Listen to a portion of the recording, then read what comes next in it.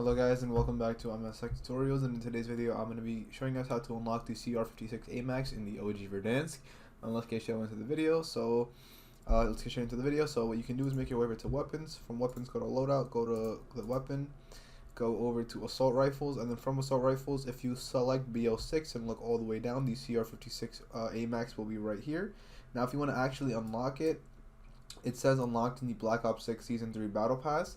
So all you have to do is make your way back, go over to the Battle Pass, and then from the Battle Pass you should be able to find it once you scroll down. Yep, you should be able to find it once you scroll down. Right here. It is free, which is good. However, it is on paid 6, so it might take you a little while to get there, but there is 54 days left of the season, so there's a lot of time. And I believe the only way to progress through the tiers is just by getting XP. So I guess the more you play, the more challenges you do, like the XP tokens you do, you should be good to go. And that is it for the video. So thank you guys for watching. Make sure to give the video a thumbs up, subscribe to the channel, and have a great day.